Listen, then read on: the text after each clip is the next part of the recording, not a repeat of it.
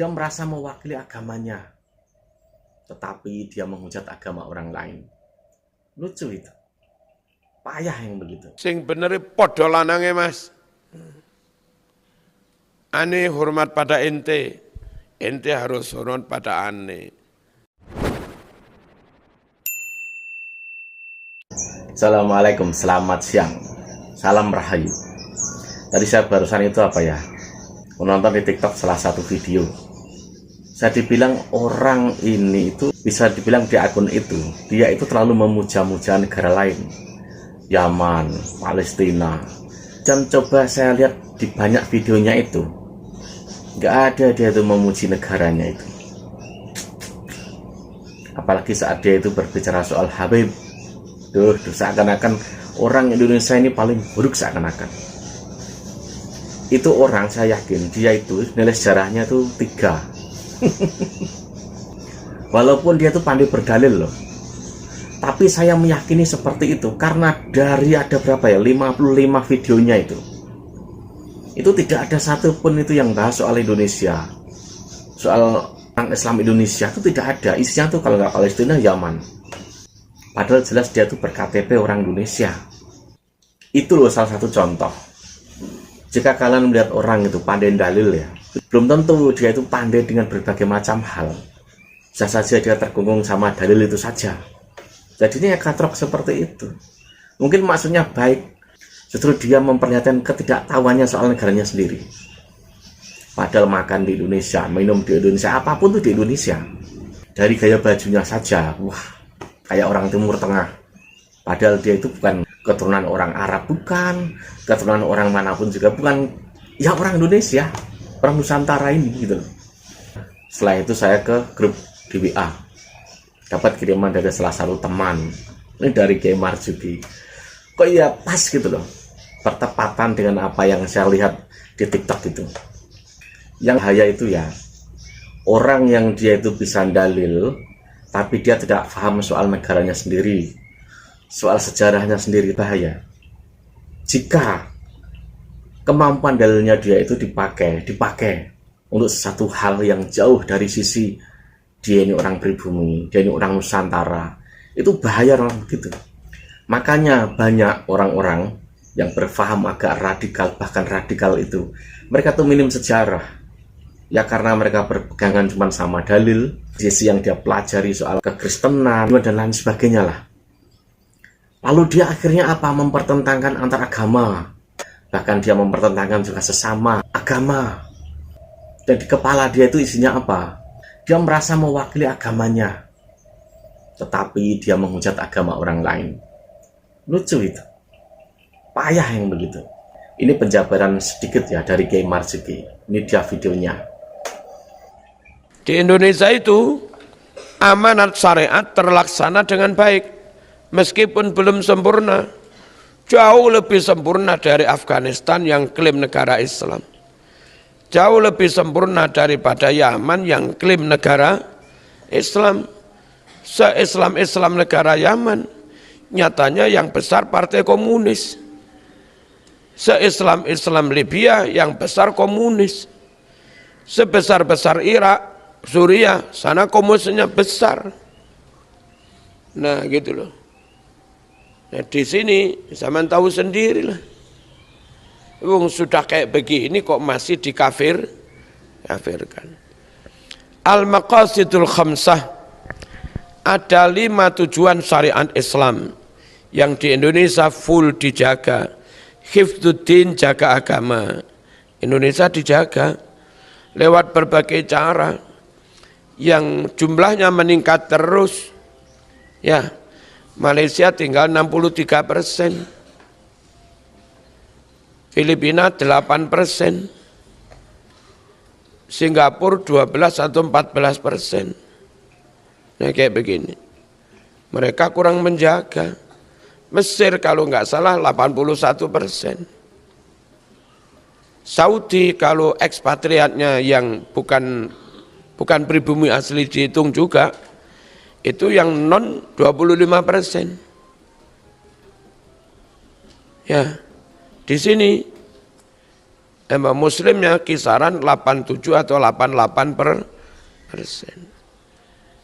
Oke. Di NKRI itu agama dijaga, Mas. Sak pol-pole. Kok diarani kafir. Wa hifdzul akli, jaga akal. Indonesia ada pendidikan. Dan nyun sewu, belum pernah dengar saya Olimpiade robotika, matematika, IPA, wakil negara Islam Saudi, masa pernah? Halo, wakil negara Islam Afghanistan, pernah tak? Wakil negara Islam Yaman, bolak-balik yang robotika macam-macam, mobil listrik, ya dari Indonesia, anak UB, anak ITS, anak ITB, begitu. Dilaksanakan pendidikan ya Indonesia. Nah, cuma mereka-mereka yang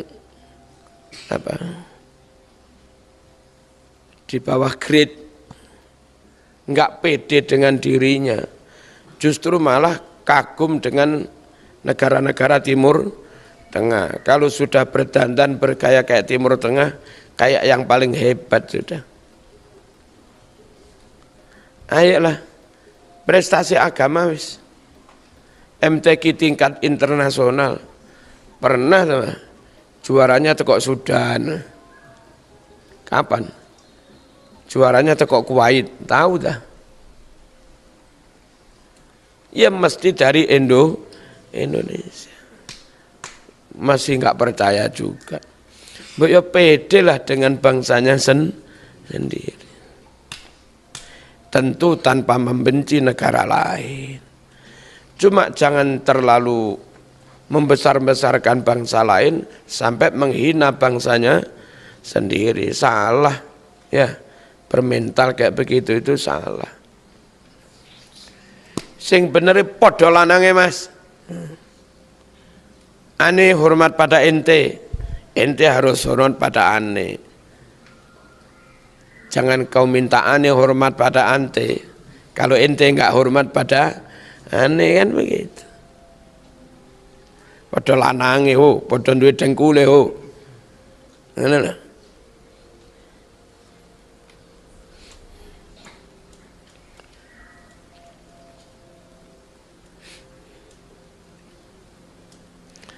Wa hifdzun nasli, jaga keturunan.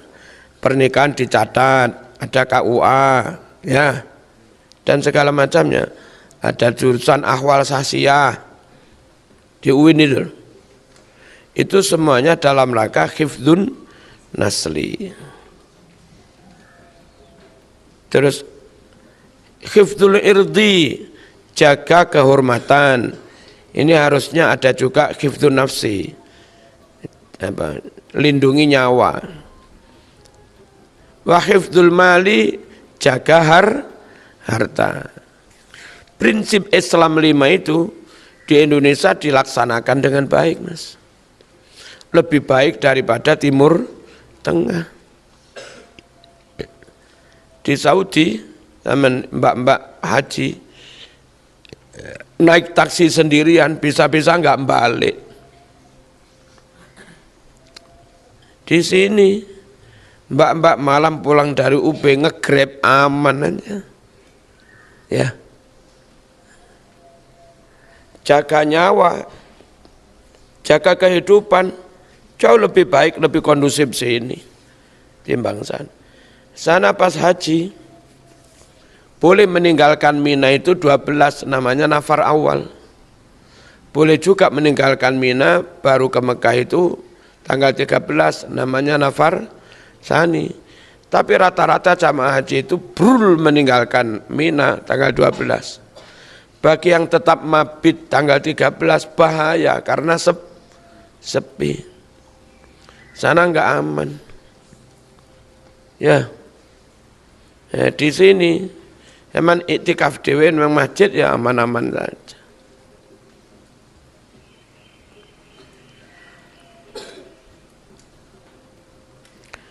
Ada catatan di Malang baru ada laporan salah satu pondok keamanannya menghajar santri sampai keluar darah banyak lewat telinganya. Dan kebetulan anaknya dosen UB yang dihajar itu. Ya, hati-hati bagian keamanan ya, jangan sampai balas dendam kepada santri. Ya, cukup memproses lalu dilaporkan pada Gus Faiz yang anak SMP SMA. Ojo keamanan ngampelengi ya. Ya. Biar dalam aja punya hidayah Gus Faiz, Gus Didin yang memberikan solusi. Tuh. Ojo ditangani dewe. Ini pesantren dapat sorotan terus ini ya.